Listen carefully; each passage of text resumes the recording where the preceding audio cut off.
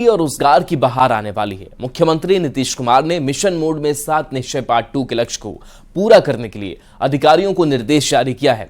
एक साल में करीब 4.5 लाख नौकरी और 11 लाख रोजगार दिए जाने का लक्ष्य निर्धारित किया गया है।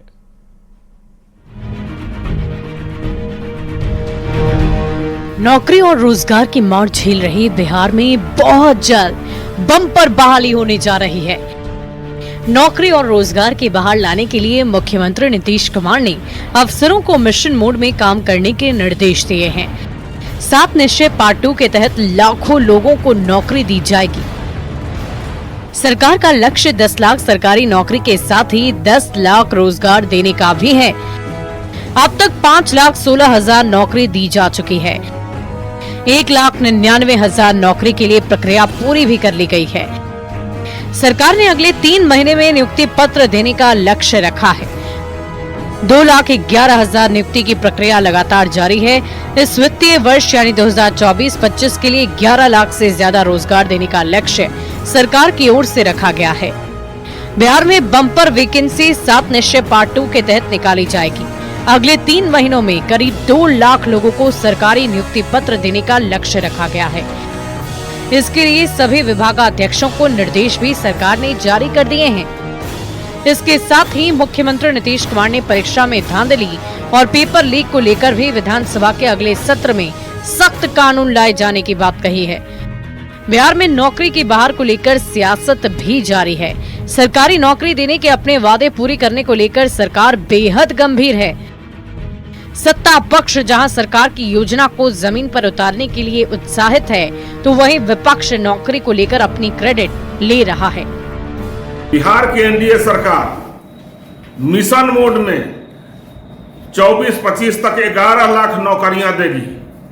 7 निश्चय पार्ट 2 के माध्यम से 10 लाख रोजगार देने की घोषणा की गई थी, जिसमें से 5,16,000 नौकरियां दे दी गई है और 1,99,000 पदों पर प्रक्रियाधीन है, जो कि माननीय मुख्यमंत्री श्री नीतीश कुमार जी ने साफ निर्देश दिए हैं कि 3 महीने के अंदर नियुक्तियां पत्र बांटने के लिए 10 लाख से ज्यादा नौकरियां देने की बात आज मुख्यमंत्री जी ने की है, लेकिन ये सिर्फ जुमलाबाजी है। ये उसी तरह से भ्रम की राजनीति है जिस तरह से भारतीय जनता पार्टी ने केंद्र की सत्ता में आने से पहले वादा किया था कि हर साल हम 2 करोड़ नौकरियां देंगे।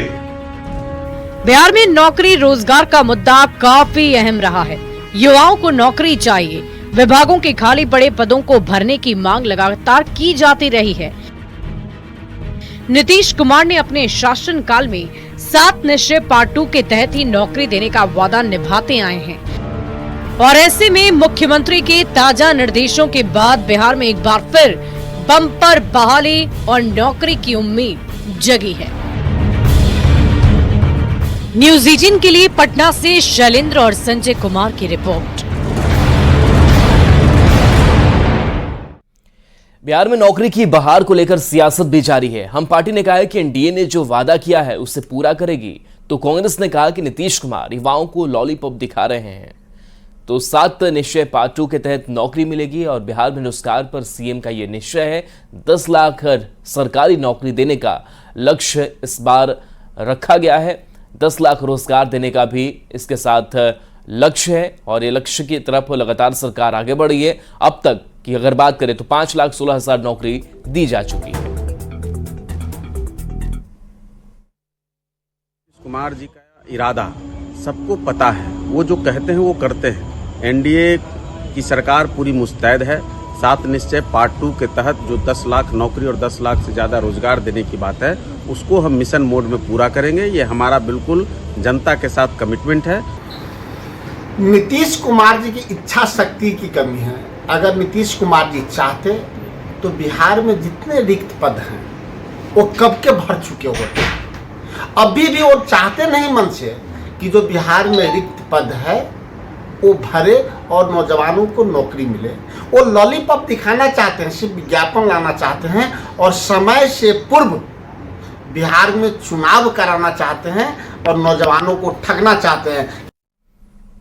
केंद्रीय मंत्री बनने के बाद जीतन राम मांझी पहली बार पटना पहुंचे। पटना पहुंचने पर कार्यकर्ताओं ने उनका ढोल नगाड़े और आतिशबाजी से भव्य स्वागत किया। मांझी ने भरोसा दिलाया कि केंद्रीय मंत्री के नाते वो अपना सर्वश्रेष्ठ प्रदर्शन करेंगे। मांझी ने एनडीए की सरकार जल्द गिरने की विपक्ष के दावे को भी खारिज कर दिया।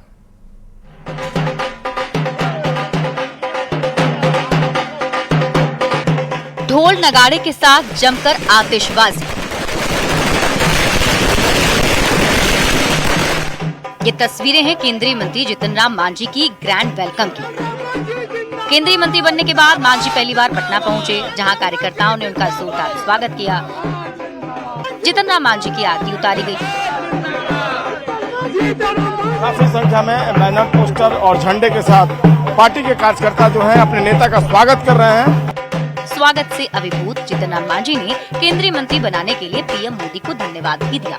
मांझी ने कहा कि पीएम मोदी ने उन्हें अपने विजन का विभाग दिया है और वो बेहतर काम करेंगे। नरेंद्र मोदी जी ने कह करके हमको कहा है कि मैं अपने विजन का विभाग आपको दिया है और हम समझते हैं कि मेरे लिए भी एक परीक्षा की घड़ी है। हम अपना सर्वोत्तम करने का प्रयास करेंगे। मांझी ने कहा कि उन्हें जो विभाग मिला है उसमें लाखों करोड़ों नौकरियों की संभावना है। साथ ही मांझी ने ये भी भरोसा दिलाया कि बिहार के लिए वो अलग से बहुत कुछ करेंगे। AIME जो विभाग हमको मिला है उसमें लाखों लाख नहीं करोड़ों करोड़ की नौकरियां हैं और मिलेगी, इसलिए इस लाइन पर भी हम लोग बहुत आगे बढ़े हुए हैं। जैसे बिहार में हमें समझ में आता है कि कुछ कम काम हुआ है। बिहार में हम अपने विभाग का जितना भी प्रोजेक्ट है, इसके जो जनसंख्या है उसके आलोक में इसको पूरा हम देंगे, सहभागिता देंगे। जीतन राम मांझी ने पत्रकारों के एक एक सवाल का जवाब भी दिया। विपक्ष के इस दावे पर कि एनडीए सरकार गिर जाएगी, जीतन राम मांझी ने कहा कि सरकार पूरे 5 साल चलेगी।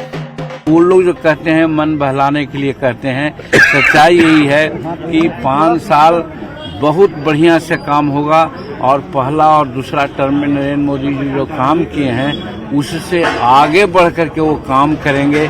जीतन राम मांझी ने ईवीएम पर विपक्ष के सवालों को भी सीधे सीधे खारिज कर दिया।